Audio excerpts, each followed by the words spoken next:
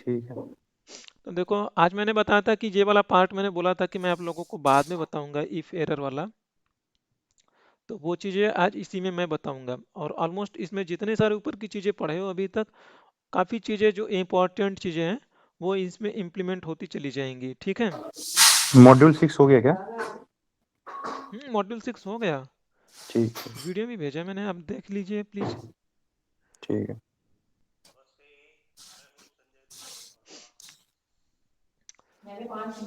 अब शुरू करता हूँ। देखो, अब देखो लुकअप में आज मैं वी लुकअप बताऊंगा।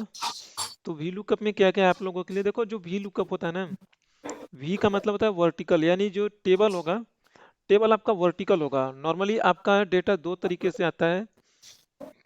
लाइक जैसे ये नेम है, ये सैलरी है, एंड ये सेल्स है। कुछ इस तरीके से डेटा होगा, यानी ये आपका जो डेटा ना वर्टिकल है। इसमें जो भी रिकॉर्ड है वो वर्टिकली है। लेकिन इसी चीज को आप इस तरीके से भी टेबल देख सकते हो।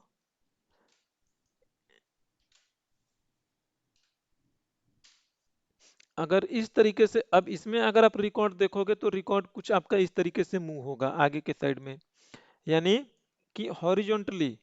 तो जो वर्टिकल होता है उसमें आप वी लुकअप लगाओगे। और मोस्ट इंपॉर्टेंट यही होता है, क्योंकि ऑलमोस्ट जो भी डेटा पे आप मिलो, आपको काम करने के लिए मिलेगा, वो सारे डेटा कुछ इसी टाइप के होते हैं। अब इसमें जो मैं सारी चीज़ें बताऊंगा, देखो वी लुकअप हम में हम अलग अलग चीज़ें क्या करते हैं, क्यों वी लुकअप हमारे लिए इंपॉर्टेंट है, और कैसे हम एग्जैक्ट मैच करेंगे, और कैसे हम अप्रोप्रिएट मैच करेंगे। हम इससे इफ एल्स को भी मतलब रिप्लिकेट कर पाएंगे। और वी लुकअप में एरर हैंडलिंग है, उसे भी हम यूज करेंगे। इफ को भी हम यूज करेंगे वी लुकअप में, कि ऐसी सिचुएशन हो तो वैसा हो, वैसा सिचुएशन हो तो हमारा लुकअप। जैसे कि आपके पास दो टेबल हैं, एक टेबल में अगर कुछ रिकॉर्ड नहीं मिल रही है तो जाके दूसरे टेबल में सर्च की जाए, या तीसरे टेबल में सर्च की जाए। तीसरे टेबल तक की कभी नौबत नहीं आती है प्रोफेशनल लाइफ में, बट आप कर सकते हो अगर नीड हो ऐसी कुछ तो। वी लुकअप को डेटा वैलिडेशन के साथ देखेंगे, फॉर्मूला में भी इंप्लीमेंट करेंगे, नेम रेंज के साथ देखेंगे। और आज मैं आपको डायनामिक नेम रेंज भी बता दूंगा मैं वी लुकअप के एंड में। फिर एच लुकअप बताऊंगा मैं। ये चीज़ें मैं आपको बोल चुका हूँ। एग्जैक्ट मैच और एप्रोप्रिएट मैच दोनों बताऊंगा मैं। और अलग टेबल या आपका डेटा अलग शीट में है, वो भी अलग वर्कबुक में है, उसमें भी लुकअप आप लगाओगे। और हम कॉलम को जो हम मैनुअल एंट्री करते हैं उसे हम डायनामिकली एंट्री करने सीखेंगे। कॉलम नेम के जरिए, कॉलम्स फंक्शन के जरिए भी देखेंगे, रो फंक्शन के जरिए, मैच फंक्शन के जरिए। जितना जो चारों चीजें हैं, चारों चीजें सेम वर्क करेंगी, लेकिन ये अलग अलग वे में काम करेंगी। और फिर जो है ज्वाइन हेल्पर के साथ हम लगाना सीखेंगे, हेल्पर कॉलम के साथ लुकअप लगाना सीखेंगे। और हम बिना हेल्पर कॉलम के रिवर्स में भी वी लुकअप लगाना सीखेंगे। लोग कहते हैं कि वी लुकअप रिवर्स में नहीं लगता है, यानी कि राइट से लेफ्ट की वैल्यू कभी नहीं पिक कर पाओगे। लेकिन इससे आप चूज फंक्शन लगा के राइट से लेफ्ट की वैल्यू भी पिक करवा सकते हो। आज चूज फंक्शन भी बताऊंगा मैं। और हम जो अभी आपने देखा है कि हम जो first name last name capture करते हैं, वो चीज़ें भी इसमें आप देख लोगे कि हम उसे वी लुकअप के साथ कैसे इंप्लीमेंट करते हैं। मिड फंक्शन देखोगे, राइट का फंक्शन देखोगे, same left right mid search, ये बहुत ही क्लोज है एक दूसरे से। अगर लुकअप में स्पेस हो, उस चीज को भी देखोगे। मोस्टली इंटरव्यूअर आपके साथ ऐसा मजे लेने के लिए करता है या आपको टेस्ट करने के लिए भी करता है। ये ऑलरेडी आपको बता चुका हूँ, दो टेबल तीन टेबल के साथ आप कैसे इसे देखते हो, वो देख लोगे। और लुकअप लगाने के लिए मैच का भी यूज करते हैं, कॉलम को डायनामिक करने के लिए। तो ये सेम ऊपर वाली चीजें यहाँ पे भी है। ऊपर वाला मतलब थोड़ा दूसरे वे में है, ये चीजें दूसरे एग्जाम्पल के साथ होगी, बस इतना फर्क है। ये वेरिएबल टैक्स रेट, ये एक तरीके से आपका एप्रोप्रिएट मैच का पार्ट है। और डायनामिक रेंज मैं आपको बता चुका हूं मैं, कि आज जब मैं नेम रेंज बताऊंगा तो डायनामिक नेम रेंज बताऊंगा। मतलब कि जैसे जैसे डेटा बढ़ती जाएगी, अभी तक आपने मैनेजर किसी भी रेंज को डिफाइन करके दे देते थे तो वो फिक्स होता था इतना। लेकिन अगर ये डेटा बढ़ रही, कल को इसमें और 10-5 एंट्री हो गई, तो नेम मैनेजर यहाँ तक हो जाना चाहिए, यहाँ से यहाँ तक। तो ये भी चीजें भी सीखोगे। अगर ये कॉलम भी बढ़ गया इसमें, तो ये नेम मैनेजर इतना हो जाए, जितना बढ़े उतना हो जाए ऑटोमेटिकली। तो चलो आज मैं शुरू करता हूँ मैं। तो देखो ये है शुरुआत में जो चीज़ें लिखी है आपके लिए कि जो वी लुकअप है वो वर्टिकली वर्क करता है, V for vertical. H lookup भी आपके लिए है। और एक्स लुकअप ये ऑफिस 365 में आया है। एक और होता है इंडेक्शन मैच। ये चारों जो होते हैं ऑलमोस्ट लगभग सेम काम करते हैं, लेकिन जो चारों बने हैं चारों में हर एक की अपनी कुछ स्पेशलिटी है। बट ये वैल्यू ना लुकअप करने के लिए यूज होते हैं। यहाँ पर जो है आपके जो सारे डेटा हैं और इन्हीं डेटा को मैं यूज करूंगा अपने एग्जाम्पल में, ठीक है। तो ये वाला देखो जो डेटा है, ये वाला डेटा है आपके लिए वर्टिकल। इसमें आप सारे रिकॉर्ड जो देख रहे हो ये वर्टिकली अरेंज हैं। तो इस सिचुएशन में हम यूज करेंगे वी लुकअप का यूज करते हैं हम, या इंडेक्स मैच का भी यूज कर लो। और ये वाला जो डेटा है ऊपर वाला डेटा सेम ये भी डेटा है, ये डेटा कोई अलग नहीं है, खाली इसका स्ट्रक्चर चेंज है। बट उसके और इसके मीनिंग में कोई भी फर्क नहीं है, अगर आप ध्यान से देख पा रहे होंगे तो। ये आपका एक कमीशन का टेबल है। इस कमीशन के टेबल में आप ध्यान से देखोगे तो यहाँ पे सेल्स अमाउंट है। लाइक अगर कोई 0 सेल करता है, 0 से 1000 सेल करेगा तो उसको $0 का कमीशन मिलेगा। अगर वो 1000 से लेके 2500 के बीच का सेलिंग कर पा रहा है तो उसे $20 का कमीशन मिलेगा, और उसकी इंसेंटिव इस कैटेगरी के अकॉर्डिंग कैलकुलेट होगी। अब सपोज मान के चलो अगर कोई यूजर है $200 की सेलिंग कर पा रहा है तो उसका कमीशन 0 बनेगा। तो इस चीज को हम वी लुकअप के जरिए कैसे करेंगे? अभी तक आप इफ के जरिए करते थे कि लेस देन 1000 है तो उसका कमीशन 0 बनेगा। फिर लेस देन 2500 है तो उसका कमीशन $20 बनेगा। लेकिन हम इसे वी लुकअप से देखेंगे, क्योंकि आप इफ लगाओगे तो वो नेस्टेड इफ में चला जाएगा और वो थोड़ा सा बड़ा होता है फॉर्मूला। तो कहाँ कहाँ यूज कर पाओगे वी लुकअप को वो देख लोगे आप। अब देखो अब यहाँ से शुरू करते हैं हम, ठीक है। अगर आप ध्यान से देखो तो ये आपका डेटा है, ऊपर आपका टेबल है, और ऊपर के टेबल में आप देखो ये आपका टेबल है, यहाँ पे आपको लुकअप लगानी है। लाइक यहाँ पे जो है बुमरैंग दिया है, ये बुमरैंग है, इसमें इसमें भी बुमरैंग दिया है। आपको यहाँ पे प्राइस बतानी है। अब आपको यहाँ पे प्राइस बताना है तो आप लुकअप लगाओगे। एंड देखो किस सिचुएशन में करनी है क्या नहीं। देखो यहाँ पे सनसेट है, आपसे प्राइस पूछा जा रहा है, ठीक है। प्राइस है आपका यहाँ पे, और ये डेटा सोर्स है। तो देखो यहाँ पे जो वैल्यू है ना, आपसे सनसेट की प्राइस पूछी जा रही है यहाँ पे, ठीक है।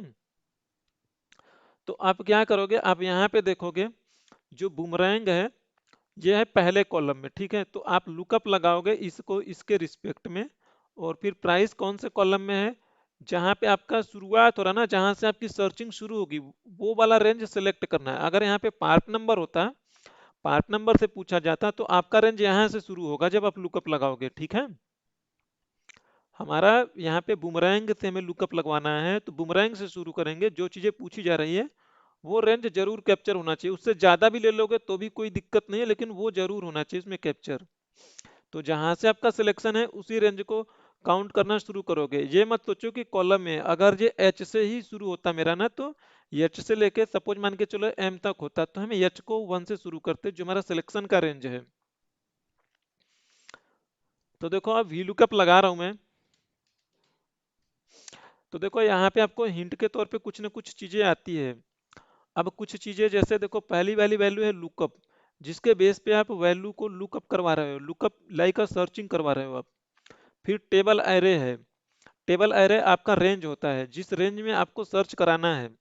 फिर कॉलम इंडेक्स नंबर है। Column index number it means कि आपको क्या चीजें चाहिए, आपको प्राइस चाहिए तो 4 डालोगे क्योंकि प्राइस 4th नंबर पे है। फ्लाइट रेंज चाहिए था तो 1 डालते, पार्ट नंबर चाहिए तो 2 डालते, अगर बुमरैंग ही चाहिए होता तो 1 डालते।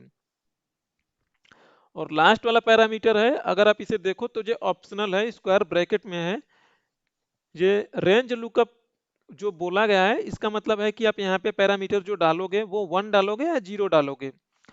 ऑलमोस्ट अभी तक आप 1 डालोगे, आगे आपको पता लग जाएगा, सॉरी अभी तक आप 0 डालोगे, आगे आपको पता लग जाएगा कहाँ पे 1 डालना है।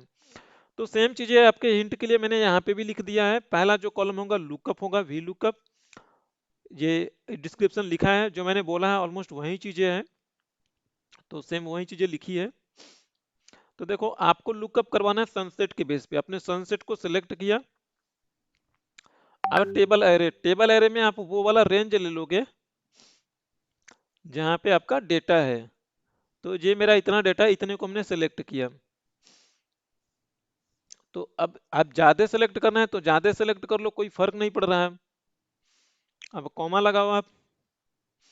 और अब आप नोटिस करोगे कि यहाँ पे कॉलम इंडेक्स नंबर पूछा जा रहा है आपसे। तो आपको प्राइस बतानी है, ठीक है। यहाँ पे देखो हेडर में प्राइस पूछा जा रहा है आपसे। तो प्राइस कितनी पड़ेगी इसकी, यहाँ से कॉलम काउंट करना शुरू करो, क्योंकि ये कॉलम इंडेक्स नंबर पूछा जा रहा है आपसे। तो column number 1, column number 2, column number 3, column number 4, price 4 पे आपने 4 लिखा और कॉमा लगाओ। और यहाँ पे आप चाहो तो ट्रू या फॉल्स लिखो। देखो ट्रू का मतलब 1 होता है, फॉल्स का मतलब 0 होता है। अगर आप इसे इग्नोर कर दोगे तो एक्सेल खुद ही वो जो लगाता है वो ट्रू लगाता है, 1 लगाता है। तो इसीलिए मैं कह रहा था ये ऑप्शनल है, लेकिन आप इसके लिए 0 लिखो या फॉल्स लिखो और अब आप एंटर मार दो ना। अब आपके पास ये प्राइस आ चुकी है। अगर आप मैच कराने की कोशिश करोगे सनसेट से तो आपको चीजें मिलेगी यहाँ पे 20.95। और आप अपने डेटा में देखो यहाँ पे 20.95 होगी, ये है। अगर आप इसे कुछ भी चेंज करोगे तो आपका फॉर्मूला भी डायनामिकली चेंज होता रहेगा। आपने बेलन की है तो बेलन का 26.95 आया है, ठीक है। कुछ पूछना है इसमें, कोई डाउट है?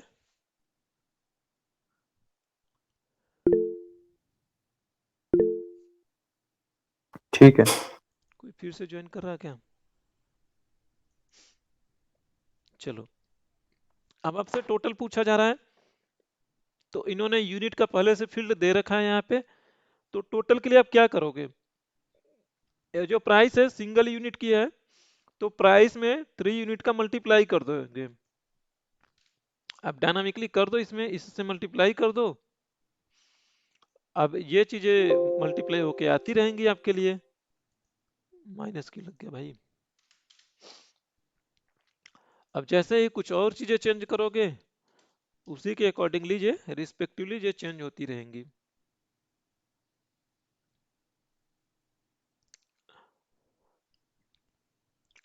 तो देखो हर एक के ऊपर ना डिस्क्रिप्शन के लिए मैंने यहाँ पे जो चीजें लिख रखा है कि ये एग्जैक्ट मैच का पार्ट है, इसमें आपने 0 लगाया। 0 मीन्स की एग्जैक्ट मैच, ठीक है। अब दूसरा वाला देखो, दूसरे वाले में लिखा है hash N and if error और इफ। अब देखो चीजें क्या होती है। अब यहाँ पे बेलन है, ठीक है। और नाउ अब आप बेलन के लिए लुकअप लगवा रहे हो। आपने इसे सेलेक्ट किया बेलन को, और आपका अगेन जो टेबल रेंज है वो ले लिया आपने। देखो जरूरी नहीं कि आप इतना ही लो, हेडर को भी ले सकते हो, कोई इशू नहीं है, ठीक है। आप ऊपर से ज्यादा डेटा भी ले सकते हो। बट देखो बेटर यही होता है कि जो आपका जहां तक डेटा ना उतना ही लो, आपके लिए इजी होगा। अब यहाँ पे अगेन प्राइस पूछा जा रहा है तो अगेन 4th नंबर दोगे आप। और आप यहाँ पे मैं कहता हूँ हमेशा एग्जैक्ट मैच लगाया करो, 0 लगाया करो। और अब आप एंटर करो। अब देखो एक चीज और अब मैं आपको बताऊं। अब एक जगह पे आपने फॉर्मूला लगाया, इसी फॉर्मूले को आप ड्रैग कर लो। तो देखो आप नोटिस करोगे यहाँ पे हैश एन आ चुका है। हैश एन आया है, इट मीन्स कि नॉट अवेलेबल। ये एक तरीके का एरर कहा जाता है, बट टेक्निकली ये एक एरर है नहीं, ठीक है।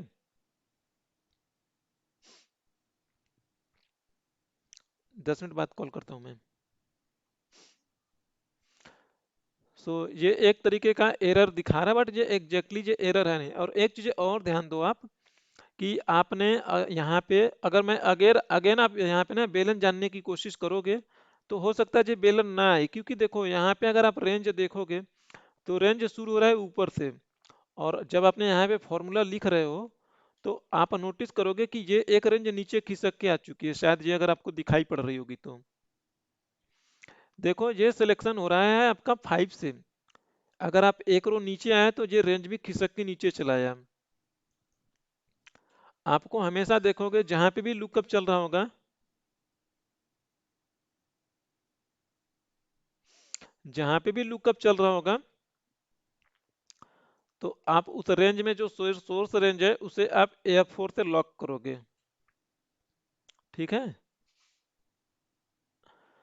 ना। अब आपने इसे लॉक कर दिया। अब इसे ड्रैग करोगे तो आपका रेंज हिलेगा डुलेगा नहीं, चीजें ध्यान रखना आप।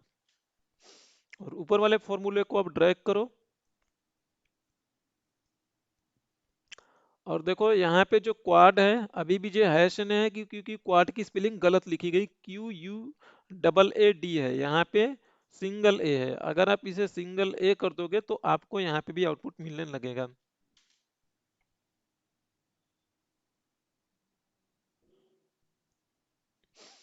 सुनाओ, अगर आप चीजें देखो ध्यान से देखो, तो अगर ऐसा कुछ एरर आ रहा है, लाइक आपने यहाँ पे कुछ ऐसी भी वैल्यू लिख दिए हो जो कि आपके लुकअप में लुकअप नहीं हो पा रही, लाइक सन सेट में आपने सन स्पेस दे के लिख दिया और सेट के बीच में, तो भी ये वैल्यू मैच नहीं करेगी। यहाँ कुछ आपने ऐसा यहाँ पे वैल्यू दे दिया, इनपुट दे दिया जो वहाँ पे एग्जिस्ट ही नहीं करती, लाइक आपने यहाँ पे होंडा लिख दिया। तो अब अगर आपने कोई रिपोर्ट बनाया है तो हैश एन जो होता है, हैश एन एक कॉमन पर्सन को जो एक्सेल नहीं जानता उसे ये चीज समझ में नहीं आएगी कि ये हैश एन क्या है। एंड लाइक अगर वो यहाँ पे टोटल भी करने की कोशिश करेगा ना, तो हैश एन है तो वो टोटल नहीं हो पाएगा। अगर आप इसे सम करने की कोशिश करो तो ये एरर थ्रो करेगा। तो देखो ये एरर थ्रो कर रहा है। अगर ऐसे बहुत सारे रिकॉर्ड्स हैं, हो सकता है कुछ रिकॉर्ड्स आपके डेटा में ना अवेलेबल हो, तो फिर एरर थ्रो करेगा। तो ऐसी सिचुएशन से बचने के लिए आप एरर हैंडलर का यूज करोगे। तो देखो एक्सेल में 3 एरर हैंडलर होते हैं आपके पास। एक होता है इफ एन ए,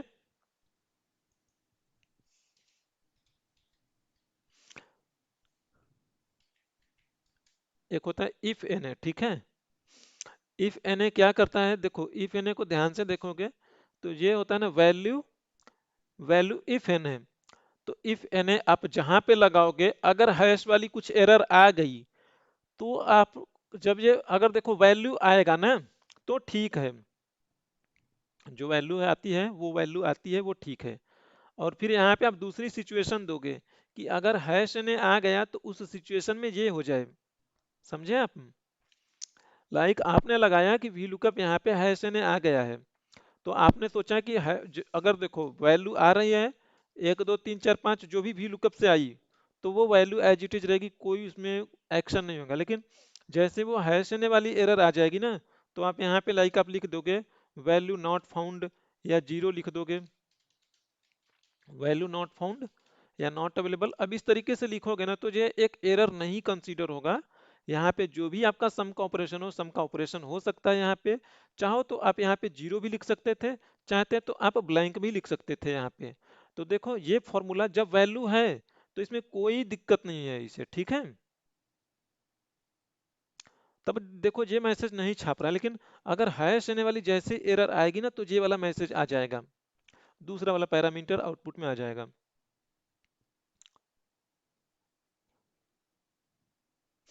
लेकिन ये चीजें ध्यान रखो, इफ एन जो होता है हैश एन एरर के साथ वर्क करता है। तो देखो अब इसे लगाते कैसे हैं, अब इसे हमने देखो ये वी लुकअप है, आपके लिए एक वैल्यू लेके आएगा ना, एक वैल्यू लेके आएगा है ना। अब एक वैल्यू लेके आएगा तो इसे हम इफ एन के साथ बहुत ही आसानी के साथ डाल सकते हैं, क्योंकि ये एक वैल्यू लेके आ रहा है। तो भाई डाल दो इफ एन के अंदर इसे। अगर मेरा वैल्यू आ रहा है तो सही है वी लुकअप वाला, अदरवाइज ना आए तो यहाँ पे लिख दो नॉट फाउंड या इनवैलिड इनपुट।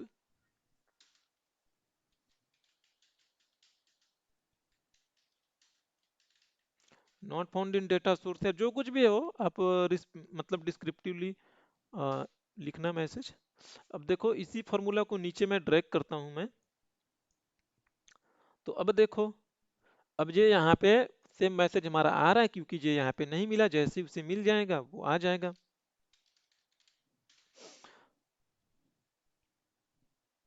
जैसे होंडा करोगे ये गायब हो जाएगा और वो मैसेज आ जाएगा, क्योंकि आपने इफ एन ए के साथ डाल रखा है। अब अगर यहाँ पे सम करते हैं अपना, तो आप देखोगे आपका सम वर्क करेगा।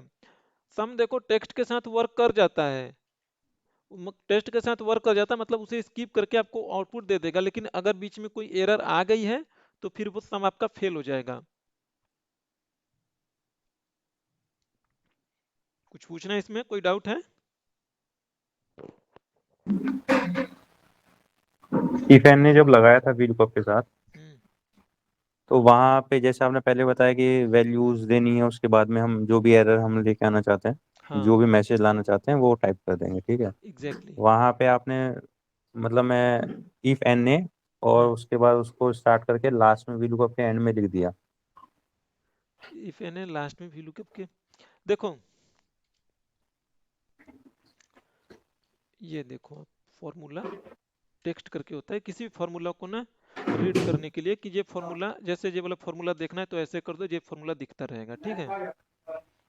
अब यहाँ पे अब देखो, अब जो चीजें बोल रहे हो आपको वो बात समझ में आ जाएगी। देखो आप बोल रहे हो कि हमने क्या किया, इफ एन ए के अंदर में VLOOKUP दिया, आप यही बोल रहे हो है ना। फिर वो हम्म। मैसेज दे दिया, तो देखो यही चीजें है। यहाँ पे इसके डिस्क्रिप्शन को पढ़ो। इफ एन ए में बोल रहा है कि पहले ये वैल्यूज लेगा, ठीक है, यानी जो आपकी वैल्यू है, अगर वो वैल्यू आ गई तो सही है, अगर वैल्यू नहीं आएगी ना, यहाँ पे कुछ एरर आ हम्म। जाएगा हैशने वाला, तब ये वाला आपका जो है दूसरा वाला जो है पैरामीटर ये एग्जीक्यूट होगा।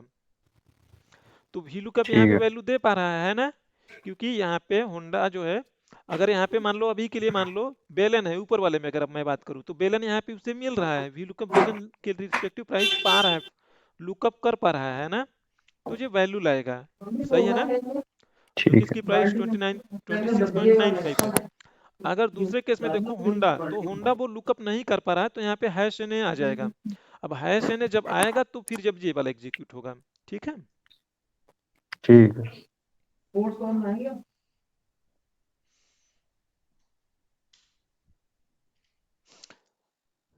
अब देखो, एक तो ये पहली टाइप की एरर को आपने हैंडल करना सीखा, कि वो अगर आप में डेटा नहीं तो उस सिचुएशन में क्या होगा। लेकिन इसमें और सिचुएशन हो सकती है, लाइक आपने यहाँ पे जो वी लुकअप लगाया है, आपने यहाँ पे लाइक लिख देते हो कॉलम नंबर 6। अब देखो आपने इफ एन ए वाला एरर लगाया और आपने लिख दिया कॉलम नंबर 6, तो भाई अब एरर आ गई आपके रेफरेंशियल एरर, क्योंकि आपके डेटा सोर्स में जो आपने डेटा सेलेक्ट किया है उसमें तो कॉलम कितने हैं, 4 ही हैं, आपने ए से डी के बीच में किया है। तो ये बता रहा है कि जो रेफरेंस है वो रेफरेंस गड़बड़ है। भाई आपके डेटा में 4 कॉलम है और आप उससे बोल रहे हैं छठवें कॉलम से मुझे आउटपुट दो, नहीं दे पा रहा है वो। अब ये वाला जो एरर है, ये error hash N A, sorry, if N A से कंट्रोल नहीं होगा, क्योंकि इफ एन ए जो है वो लिमिटेड है, वो लिमिटेड है खाली हैश एन ए एरर को कंट्रोल करने के लिए। देखो इफ एन ए का मतलब ही होता है कि लाइक एन ए का मतलब होता है नॉट अवेलेबल, अगर अवेलेबल नहीं है तो फिर ये वर्क करेगा। इफ, लेकिन यहाँ पे मेरा रेफरेंस वाला एरर है, तो इस एरर को आप इफ एन ए के साथ हैंडल नहीं कर पाओगे। एक दूसरा एरर हैंडलर है आपके पास। देखो एक चीज और बता दूं, एक और एरर हैंडलर होता है इज एन ए, ठीक है। तो इज एन ए आपको ये बताएगा ट्रू या फॉल्स बताएगा। इस एरर हैंडलर की मैं अभी बात नहीं करूंगा मैं, हो सकता है आपको कंफ्यूजन हो, सारे एरर हैंडलर जब आपके हो जाएंगे तो इसकी मैं बात करूंगा, ठीक है। ठीक है। ये ट्रू या फॉल्स बताता है, ये उसे कंट्रोल नहीं कर पाता है, खाली ये बता देगा कि ये वैल्यू है तो ट्रू, अगर फेल हो गया तो ये एरर बता देगा, ठीक है। अब देखो इफ एरर, ये error handler super error handler है, ये जितने भी एक्सेल के जितने भी टाइप के एरर होंगे ना, ये सारे एरर को ये सप्रेस कर लेगा। तो आप देखोगे बहुत से लोग ना इसी को यूज करते हैं, लेकिन ये एरर हैंडलर ऐसा है कि मतलब डिस्क्रिप्टिव बहुत ज़्यादा एक्यूरेट नहीं है। अगर देखो एक चीज़ मैं कहूँ कि अगर आपका डेटा उसमें नहीं मिला, ठीक है, तो आपको दूसरा मैसेज देना चाहते हो, तो यूजर को पता लगेगा कि ये मेरा डेटा उसमें नहीं है। अगर आपने ये वाला एरर हैंडल लगा दिया तो पता ही नहीं चलेगा किस वजह से क्या हो रहा है, एरर को तो हैंडल कर लेगा लेकिन यूजर उस चीज को एग्जैक्टली नहीं समझ पाएगा। अब इस एरर हैंडलर में क्या हो रहा है, ये देखने में इसका सेम मतलब लुकअप जो भी है इसका अपीयरेंस या फॉर्मूला का पैरामीटर आपको इफ एन ए के जैसा लगता है। इसमें है अगर वैल्यू आ गई तो सही है, वैल्यू ही आपको दे देगा। अगर उसके बाद कुछ भी एरर आ जाए तो यहाँ पे जो आपने एरर मैसेज पास करोगे वो आ जाएगा सेम। वैल्यू आई तो ठीक है, नहीं तो आप यहाँ पे एरर मैसेज दे दोगे, जो भी आप दिखाना चाहते हो स्मार्टली वो दे दोगे आप। यहाँ पे एरर मैसेज की जगह पे फॉर्मूला भी लिख सकते हो, ऐसा नहीं कि हमेशा मैसेज ही दोगे। अब ये वाला जो एरर हैंडलर है ये सारे एरर को अपने अंदर हैंडल कर लेगा। अब लाइक देखो मैं यहाँ पे इफ एरर लगाता हूँ, मैं सब कुछ सेम रहेगा।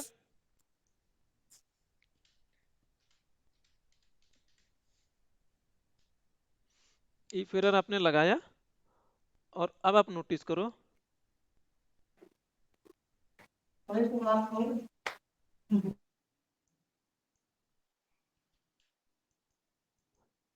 पहले वाला क्यों नहीं मिल रहा जी।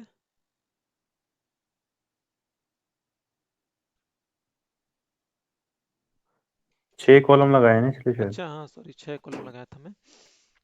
तो मैं अगर यहाँ पे जैसे लाइक मैं 4 कॉलम करता हूँ मैं,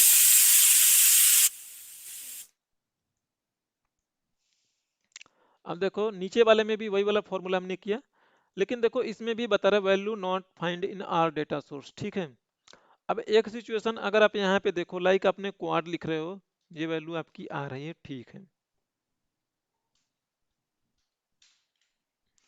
अब देखो मेरा कॉलम नंबर तो सेम है, लेकिन अब कुछ और भी चीजें करना चाहो, लाइक हमने जब इफ एने वाला किया था तो हमारा उसी के साथ वर्क कर रहा था, तो लाइक आप चाहते हो ना कि स्पेसिफिक एरर के साथ स्पेसिफिक मैसेज आए, तो उसके लिए मैं प्रीफर करूंगा, अगर आपको ऐसा उम्मीद है कि यहाँ पे वैल्यू नॉट अवेलेबल फाउंड वाला ही एरर चाहिए, दूसरा एरर कोई भी आए तो आपको उस एरर की न सटीक जानकारी हो, तो उसके लिए आप इफ एने का यूज करो, क्योंकि हैश सॉरी इफ एरर जो है वो सारे एरर को सप्रेस कर लेता है, तो आपको पता नहीं लगता किस टाइप का एरर आया था। ये वैल्यू नॉट फाउंड वाला एरर आया था यानी हैश एने वाली एरर आई थी, या रेंज में गड़बड़ी थी, या कुछ और गड़बड़ी थी। लाइक अगर देखो यहाँ पे मैं लिख दूं 2/0, तो देखो ये अपने आप में ये एक एरर है, खुद ही एरर है, लेकिन एरर हैंडलर इसे हैंडल कर रहा है क्योंकि आपने इफ एरर लगाया है, तो ये इसे भी बता रहा है not found in data source. Actual में ये एरर है, ये वाला डिवीजन कैनॉट बाई जीरो वाला है, जिसे तो आप कभी भी मतलब इफ एरर को छोड़ के किसी और भी एरर हैंडलर से आप इसे कंट्रोल नहीं कर पाओगे। लेकिन मैं वही चीजें कर रहा हूँ कि जहाँ पे वैल्यू नॉट फाउंड वाली एरर आपको शो करानी, इफ एन को यूज करो, बाकी सब जगह पे इफ एरर को यूज कर लो आप, कोई दिक्कत नहीं होगी।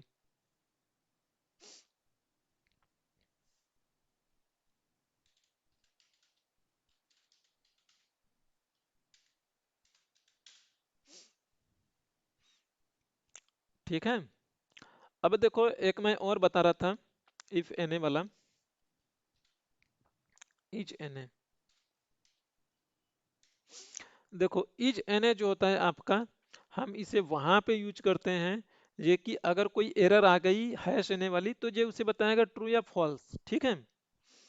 फॉर एग्जाम्पल जैसे मान लो यहाँ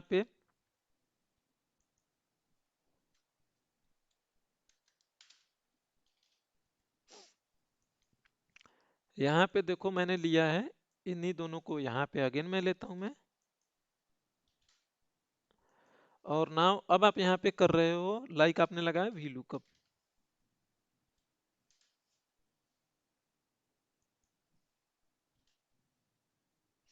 अगेन आपने वो रेंज ले लो, कम ज्यादा ले सकते हो, लेकिन ध्यान रहे आपका डेटा जरूर उसी के हिसाब से मूव करते रहना चाहिए। एंड नाउ अब आपको प्राइस चाहिए और आपने जीरो लिखा है, और जीरो ही हमेशा लिखना है, तो देखो ये 25 आ रहा है, ठीक है। अगर यहाँ पे मान लो अगेन मैं होंडा कर दूं मैं,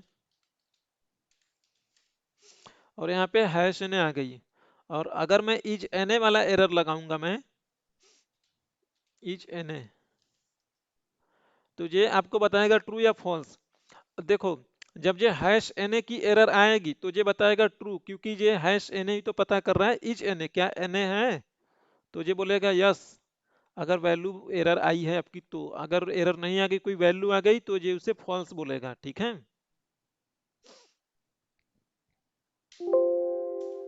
तो देखो ये ट्रू बताया क्योंकि यहाँ पे हैश एन एरर आई है, लेकिन जैसे ही बेलन करोगे आप, या कोई और क्वाड ले लो, तो देखोगे यहाँ पे ये आपका फॉल्स हो जाएगा, क्योंकि अब वैल्यू आ रही है।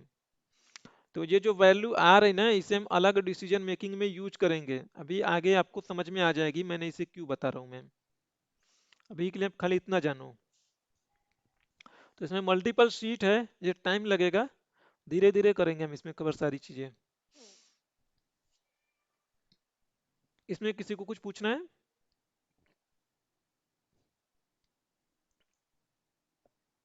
नहीं, ठीक है। चलिए, अब यहाँ पे देखो, आप चाहते हो ना कि जो भी मेरा कोई पर्सन यूजर या लुकअप लगाए, कोई भी यूजर, तो जब भी वो यहाँ पे लुकअप लगाने आए, तो लुकअप में क्या होना चाहिए, लुकअप में ये होना चाहिए कि जो मेरे सोर्स में डेटा है ना, वही यूज होना चाहिए। जैसे यहाँ पे स्पेलिंग सनशाइन की गलत डाल दी गई थी, कि स्पेस डाला गया था। तो आप ऐसी सिचुएशन को हैंडल करना चाहते हो कि ना कोई टाइपो एरर ना करे, तो आप क्या करोगे, उसके लिए आप डेटा वैलिडेशन यूज कर लोगे। तो देखो, डेटा वैलिडेशन मैंने आपको ऑलरेडी बता चुका है, लाइक अल्टर डी एल करके। तो यहाँ पे भी आप वही करना है, अल्टर डी एल करके करो। यहाँ पे पहले से डेटा वैलिडेशन लगा हुआ है, तो आप अपना जो भी रेंज देना है उस रेंज को आप लगा सकते हो आप। तो आपका रेंज ये है, यहाँ कहीं और पे लिखा है तो वहां से ले सकते हो। ये आपका बेस डेटा है, देखो बेस डेटा में ना हर एक की प्राइस लिखी है उसके पार्ट नंबर के साथ में। तो आप रियल लाइफ में भी नोटिस करोगे ना, जो आपका बेस डेटा होता है, उस डेटा में कोई भी वैल्यू ना ऑलमोस्ट रिपीटिव नहीं होती है, ठीक है, क्योंकि यहीं से सारे पार्ट्स के सारे नंबर्स डिसाइड होते हैं और यहीं हर एक टेबल में लुकअप में यूज होगा। तो आप ऑर्गेनाइजेशन में भी वर्क करोगे तो ऐसी चीजें आपको देखने को मिलेगी, कि जो भी होगा, कोई ना कोई एक होगा बेस टेबल होगा, और उस बेस टेबल से सारी चीजें हर जगह चेंज होती है। ऐसा बनाया इसलिए जाता है क्योंकि सपोज मान के चलो, सेम ऐसा ही मान लो आप ऑटोमोबाइल इंडस्ट्री में वर्किंग हो, और ऑटोमोबाइल इंडस्ट्री में क्या हो रहा है कि हर एक जितनी भी सीट बन रही, कुछ भी बन रहा है, तो एक टेबल होगी, वहां पे सारी प्राइस, उसके मॉडल डिटेल्स, जो भी चीजें होंगी, एक्सपायरी कुछ भी होगा, वो सारी चीजें एक टेबल में लिखी होगी। और वहीं पे आके लोग देखेंगे, उसी से लुकअप लगाएंगे, जो भी रेट ऊपर नीचे होगा फ्यूचर में। क्यों? क्योंकि इससे आसान होगा, एक जगह पे चेंज करोगे, लुकअप लगेगा उसी से, जहां जहां पे होगी उसी के हिसाब से चेंज होता रहेगा। अगर अलग अलग जगह पे होंगी टेबल, तो हर एक में जाके प्राइस चेंज करने पड़ेंगे।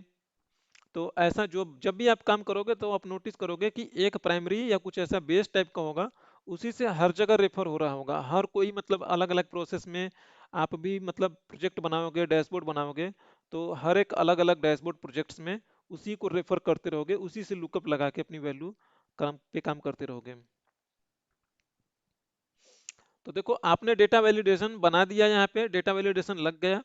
अब जब भी कोई यूजर इसमें टाइप करेगा, तो डेटा वैलिडेशन अपने पढ़ चुका है, तो जो भी मतलब ऊपर वाले में वैल्यू होगी, क्योंकि अपने रेफरेंस उसी का लिया है, तो ये उसी को एक्सेप्ट करेगा। कोई गलत टाइप करने की कोशिश करेगा तो बिल्कुल भी एक्सेप्ट नहीं करेगा। तो देखो, एक्सेप्ट नहीं कर रहा, एरर दे रहा। तो फिर या तो इस ड्रॉप डाउन से सेलेक्ट कर लो, या तो सही से स्पेलिंग लिखो, तो यहाँ से सेलेक्ट कर लेगा। ना, अब आपको लुकअप लगानी है, लुकअप लगा लो आप।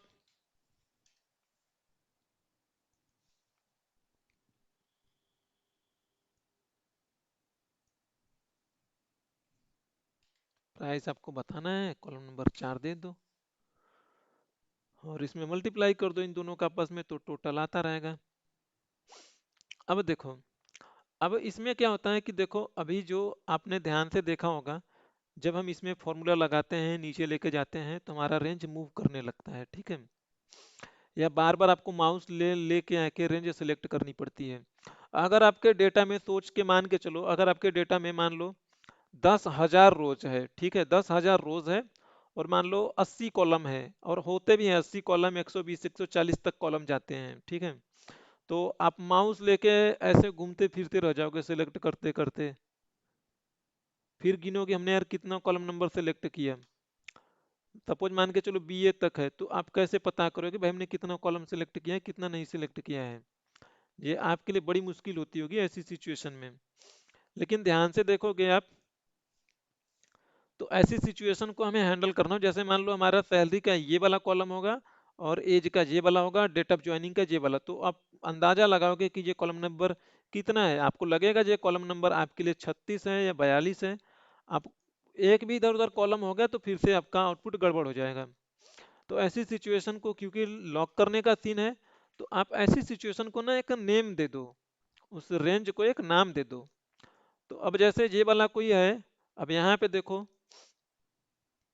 पहले से नेम मैनेजर है, तो इन सबको मैं डिलीट करता हूँ मैं।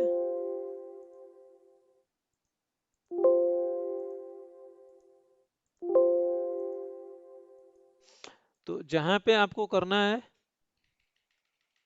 ठीक है, तो देखो नेम रेंज बनाने के लिए अब आप क्या करोगे, यहाँ पे जैसे ये वाला रेंज था ना, इतने रेंज को एक नाम दे दो, ठीक है।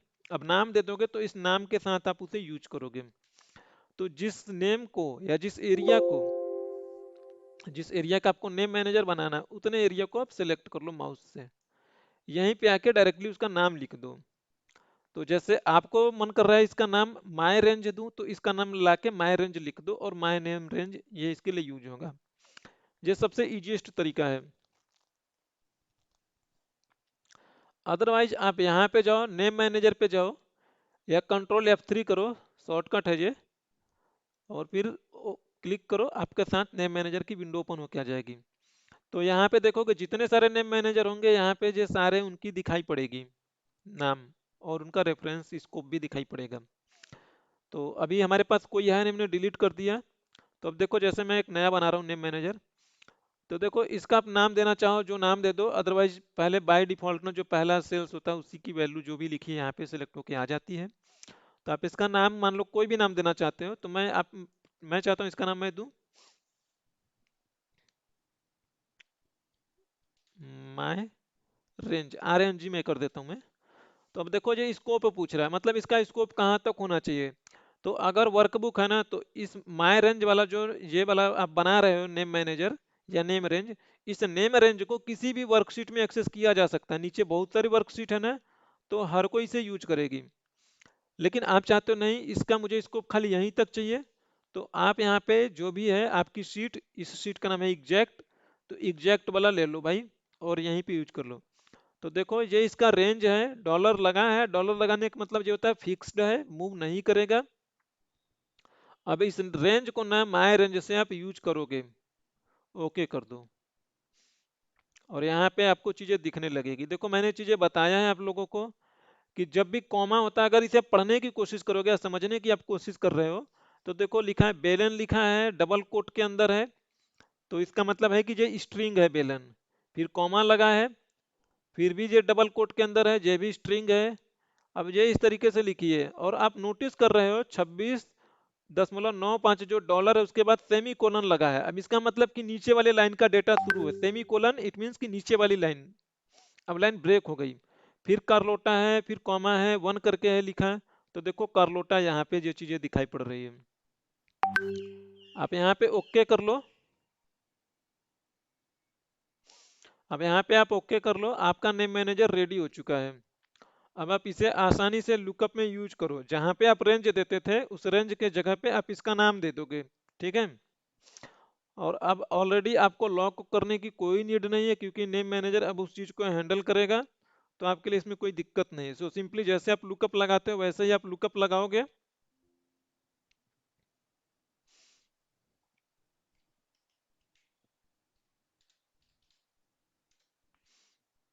ये ले लोगे, और उसका नाम दिया था मैंने माए। अब देखो वो चीजें इसमें दिखाई पड़नी शुरू हो जाएगी, जे इस तरीके से दिखाई पड़ रही है। हल्का सा आगे जो एक टैग है, वो टैग के जैसा दिख रहा है, जैसे बुकमार्क को यूज करते हो आप बुक में रखने के लिए।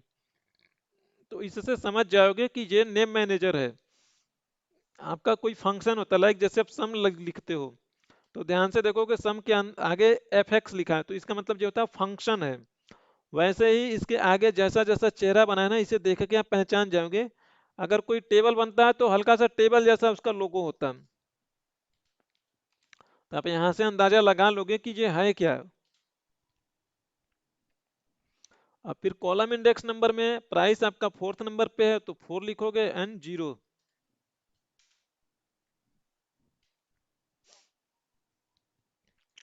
अब नीचे वाले को भी करना है, नीचे वाले को भी ड्रैग कर लो। और अब नोटिस करोगे आपका रेंज मूव नहीं कर रहा, बिल्कुल भी आपका रेंज मूव नहीं कर पा रहा है।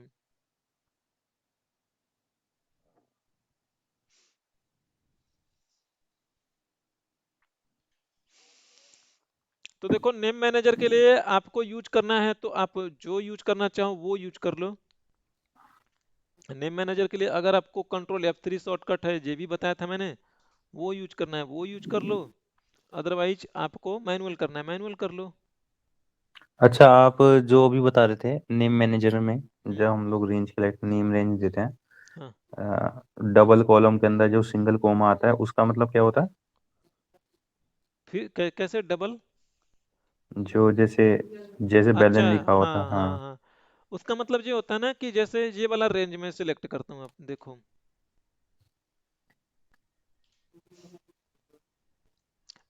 इसमें हमने दो कॉलम दो रो है ना, चार हम्म। सेल है ना।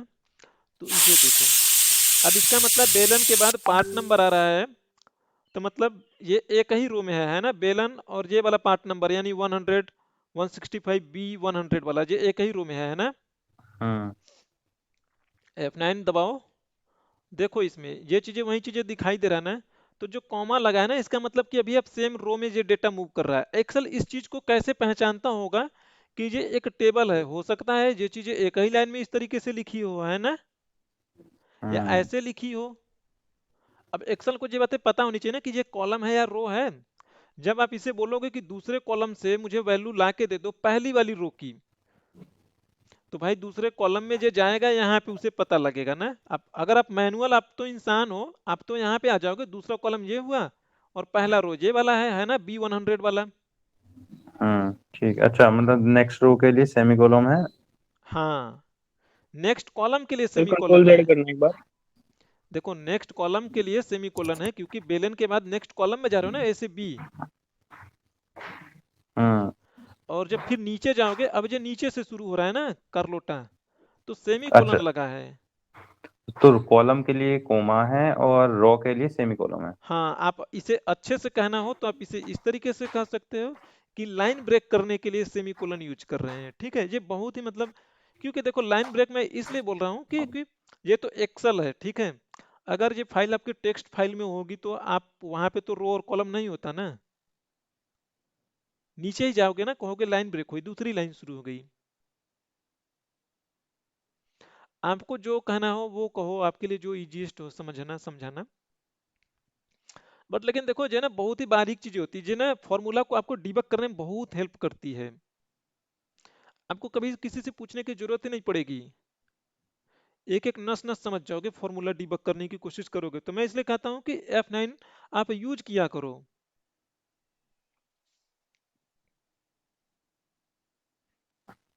ठीक है।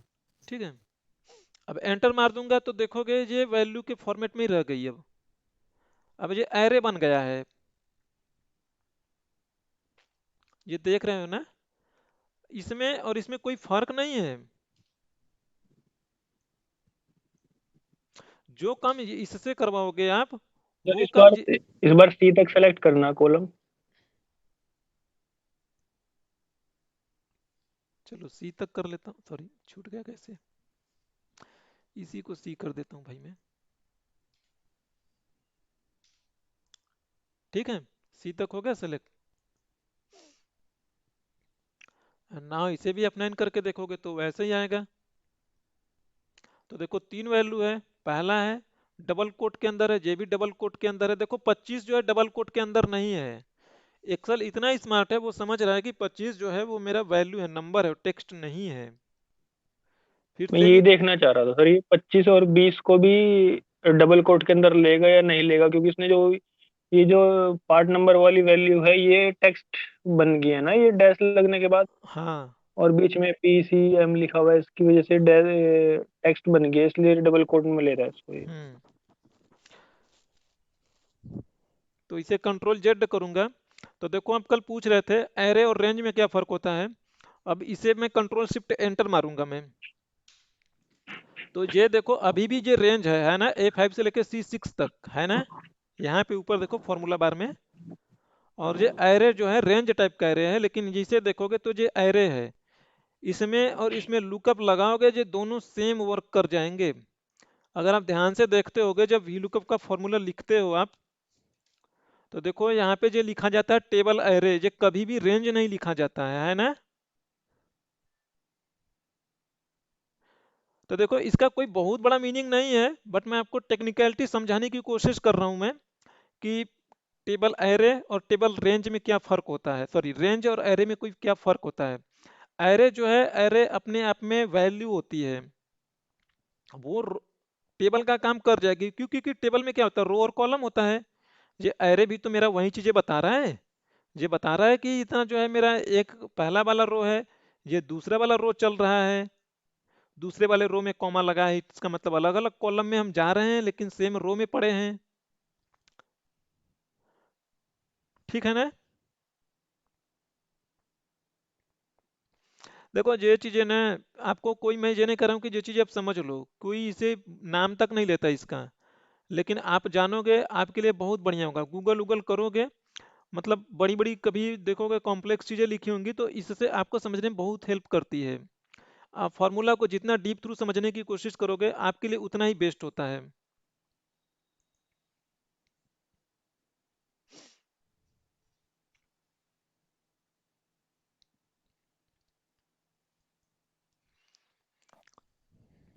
अब देखो, अभी तक आप जिसका भी टोटल निकाल रहे थे उसके टोटल में आप ना यूनिट का मल्टीप्लाई कर रहे थे, जो कि यूनिट पड़ा होता था आपके अलग जगह पे, अलग सेल में पड़ा होता था, और आप उसका रेफरेंस लगा के VLOOKUP वाले रेफरेंस से मल्टीप्लाई कर देते थे। अब मैं फॉर्मूला को फॉर्मूला के साथ में दिखा रहा हूं कैसे इंप्लीमेंट किया जाता है।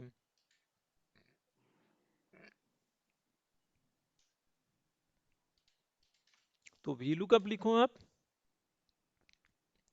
जिसको आपको लुकअप लगवाना है आप उसे लोगे, और जो आपका टेबल एरे है वो ले लोगे रेंज।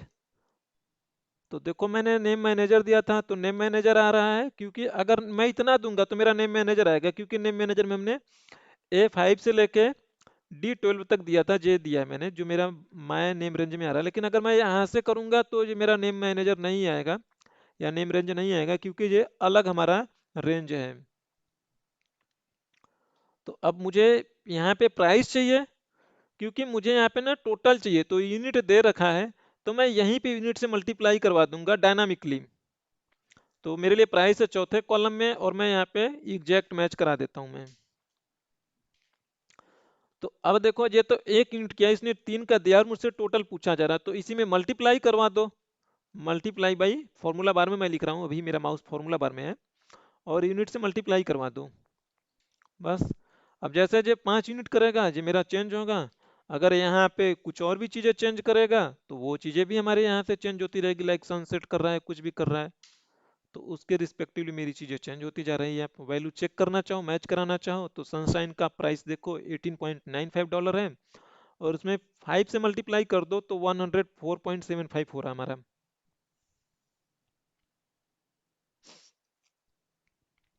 अब देखो अभी तक जो डेटा देख रहे थे उस डेटा में इस डेटा में आपको कोई फर्क नजर आ रहा था, तो वो था कि आपका कॉलम के बेस में डेटा था, मैं मतलब वर्टिकली डेटा था। लेकिन इसे देखो उसे देखो, कोई फर्क नहीं आएगा। लाइक अगर आप यहाँ पे देख रहे हो, बेलन का पार्ट नंबर सर ये है, इसमें फ्लाइट रेंज 25 है, प्राइस $26 है, 26.95। तो सेम चीजें यहाँ पे भी है, देखो बेलन का पार्ट नंबर ये है, फ्लाइट रेंज 25 मीटर है, और ये प्राइस है $26.95। तो इसमें एक सिर्फ वर्टिकल वाले में डाउट है मेरा। हाँ बोलिए। इसमें ये जो आप बता रहे थे ना कि अगर हमारी कॉलम आगे बढ़ती जाती है और जैसे BG तक चली गई या काफी सारी आगे चली गई, तो उसे कैसे काउंट करेंगे वो आप? अच्छा, जब आप लगाते हो फॉर्मूला ना, तो वो फॉर्मूला में आपको दिखाई देता है वो। अच्छा देखो वी लुकअप लगाया मैंने, ध्यान से देखना होता है आपको। सपोज मान लो मैं यहाँ पे लगा रहा हूँ मैं, ठीक है, कहीं पे भी लगा लो, जरूरी नहीं हो कि सामने ही लगाओ, बट सामने लगाना ना हेल्पफुल होता है।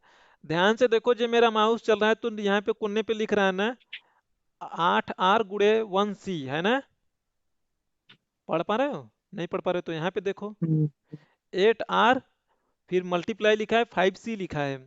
तो इसका मतलब है मैंने 8 रो सेलेक्ट किया है, 5 कॉलम सेलेक्टेड है, ठीक है। आपको इसका कहने मतलब है ई तक हमारा 5 कॉलम हो चुका है। अब जब बढ़ते चले जाते हैं बहुत बड़े लेवल पे, तो आपको ध्यान नहीं होता कि हमने कितना सेलेक्ट किया। तो अब देखो यहाँ पे बताया 14 कॉलम में हो आप, तो इसी टाइम में आप देख लिया करो कि यहाँ पे मेरा फलाना कॉलम जो है वो 14वां कॉलम है, 20वां कॉलम है, ऐसे देखते चलना आप, ठीक है। तो ये ऊपर से देखते चलना आप। और जब भी आप सेलेक्ट करोगे तो बेस्ट अप्रोच ये है कि ना कि हेडर के साइड से ऐसे माउस बढ़ाओ आप अपना, ऐसे माउस बढ़ाओ। तो देखो ये भले मैंने दूसरे कॉलम से शुरू किया है, आपको लगेगा शुरू से गिनना शुरू करेगा तो तीसरा होगा, नहीं, लेकिन जब वहां से हम शुरू सेल को सेलेक्ट करते हैं ये वहीं से काउंट करना शुरू करता है। तो रो और कॉलम दोनों बातें आपको बताता है। तो पहले आप कॉलम में मूव हो जाओ, यहाँ तक देख लो 15 कॉलम है, ठीक है, फिर नीचे लेके जाना क्योंकि 15 कॉलम आपको पता लग गया, और लुकअप में हाथ से 15 लिख दोगे, ठीक है, 15। जब इसे ठीक छोड़ है सर। दोगे तो ये फिर दिखाई नहीं देगा, जब इसे पकड़ के घुमा रहे होते तभी तक वो दिखाई पड़ता है, तो वो ध्यान से देखना आप।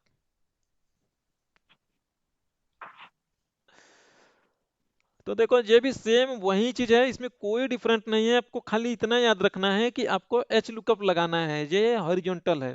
और सर इसमें एक चीज और थी, हम्म। जो ये हम वी लुकअप का फॉर्मूला लगाते हैं, इसमें जो लास्ट की जो वैल्यू बनती है ना, जहाँ आप जीरो रखते हो, हाँ, वो सर एक बार मेरे को बता दो दोबारा। आपको हमेशा जीरो रखना है बस, आगे बताऊंगा उसका सीन, हम जीरो क्यों रख रहे हैं। और वो जो दो ऑप्शन आते हैं उसमें सर। देखो जीरो लिखो चाहे फॉल्स लिखो एक बात है, वन लिखो चाहे ट्रू लिखो एक ही बात है, ठीक है। वो जो दो ऑप्शन आते हैं यही आते हैं, ट्रू या फॉल्स आते हैं। हम्म। उसके ब्रैकेट में लिखा रहता है ट्रू, इट मीन्स ब्रैकेट में लिखा रहता है अप्रोक्सीमेट मैच, और जो जीरो या फॉल्स होता है उसके ब्रैकेट में लिखा होता है एग्जैक्ट मैच। अच्छा, मतलब अप्रोक्सीमेट मैच का ये है कि अगर उसके आसपास की कोई वैल्यूज भी मिल जाएगी तो वो उसको भी कंसीडर कर लेगा, अगर अप्रोक्सीमेट मैच में हम करेंगे हाँ तो कुछ वो वैल्यू उठा के दे देगा। हाँ कुछ ऐसा ही है, लेकिन उसे एग्जाम्पल के साथ बताऊंगा तब आपको क्लियरिटी अच्छी आएगी। आ जाएगा अगला शीट पे, ठीक है, ये लास्ट है इसका, इस शीट का। तो देखो ये है आपका एच लुकअप हॉरिजॉन्टल। तो जैसे भी लुकअप लगा रहे थे एग्जैक्टली ये भी वैसे ही करना है। आप इसका हल्का सा डिस्क्रिप्शन देखोगे आपको समझ आ जाएगी, क्योंकि आपका डेटा अब हॉरिजॉन्टली है तो एच लुकअप लगाओगे आप। तो देखो वहां पे आपको याद होगा, वहां पे बोलता था कॉलम इंडेक्स, है ना। अब यहाँ पे आपको बोल रहा है रो इंडेक्स। तो ये पहले पूछ रहा है ना लुकअप वैल्यू। तो देखो लुकअप वैल्यू जिसके बेस पे आपको लुकअप करवानी है वो ले लोगे, तो आपने ले लिया क्वाड, ये यहाँ पे जिसके जरिए आपको लुकअप लगवाना है भाई। और ये बोला है टेबल एरे, सेम वैसे ही टेबल एरे ले लोगे, जो भी आपका रेंज है इसमें तो कुछ सोचना ही नहीं है। अब वहां पे बोला जा रहा था कॉलम इंडेक्स, अब आप यहाँ से बोला जा रहा है रो इंडेक्स। तो अब देखो अब आपको पूछा जा रहा है प्राइस ना, तो प्राइस कौन सी रो में है, ऊपर से नीचे में काउंट करनी पड़ेगी अब आपको ना। वहां पे था आपका टेबल हॉरिजॉन्टल था तो लेफ्ट से राइट ऐसे काउंट करते चल रहे थे, column number 1, column number 2, column number 3। लेकिन यहाँ पे आपसे प्राइस पूछा जा रहा है, तो प्राइस कौन से रो नंबर में है भाई इस रेंज के हिसाब से।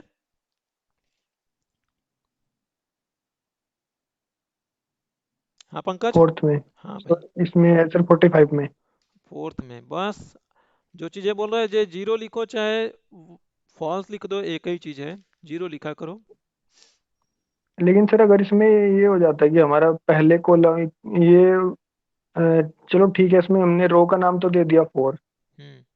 और कॉलम में अगर की बात करें तो ये अपने आप वो उठा लेगा कि पहले कॉलम में और फोर्थ रो में ये है हमारा प्राइस, उसके बेस पे हमें करना है। अगर हमारा पहले में सीरियल नंबर हो और फिर आगे हमें कॉलम, तो वो 2 हो जाएगी, उसको भी वो ऐसे कंसीडर कर लेगा। इसका कॉलम से क्या लेना देना, इसका रो से लेना देना है।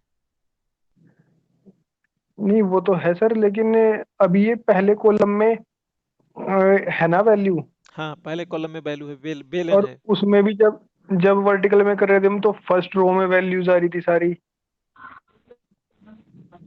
मैं हेलो। हाँ निखिल कहिए। जितना मैं समझ पा रहा हूँ शायद पंकज ये बोल रहा है हाँ कि अगर हमारे पास डेटा है और फर्स्ट कॉलम में सीरियल नंबर है और सेकंड कॉलम से मेरा डेटा लिखा हुआ है, यही ना पंकज? हाँ यही कह अच्छा रहा हूँ मैं। है ना? तो पंकज, फिर अगर अगर हम वैल्यू, जितना मैं समझ पा रहा हूँ, अगर हम फिर वैल्यू को अप्लाई कर रहे हैं तो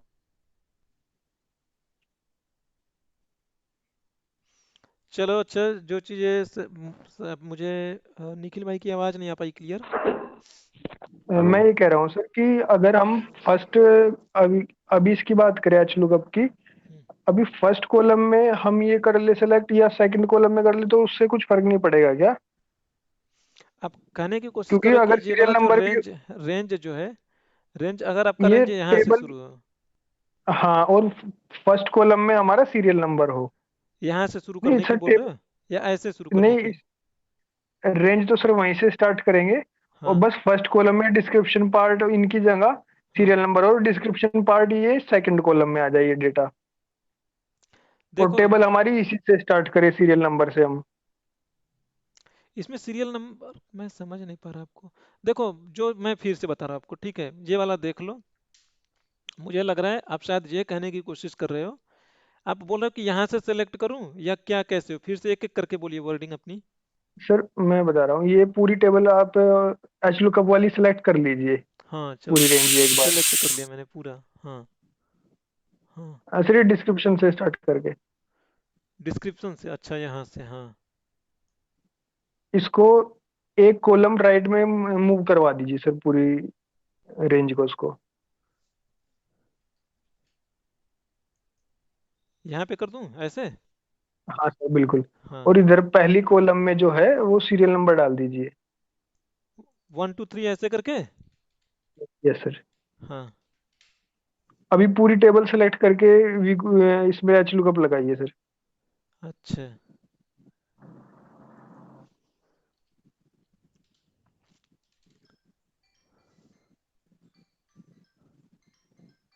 एक सेकंड भाई।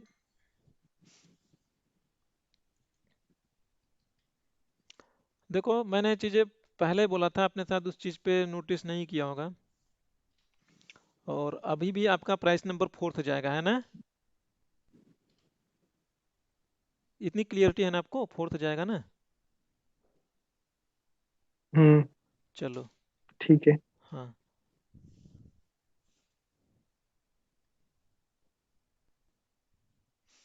कोई चैलेंज है क्या, बताओ, मैं वही चीज़ें बताऊंगा मैम। नहीं ठीक है सर, मैं यही डाउट था कि कभी इसमें कुछ फर्क ना आ जाए, अगर देखो ये चीज़ें ना, कॉलम वाइज देखो थोड़ा आगे देखो पीछे हो देखो सकता देखो, जो आपका वी लुकअप हो चाहे एच लुकअप है ना, अगर आप वी लुकअप समझते हो तो एच लुकअप समझने की जरूरत ही नहीं, ठीक है? क्योंकि आपको वहीं से समझ आ जाएगी।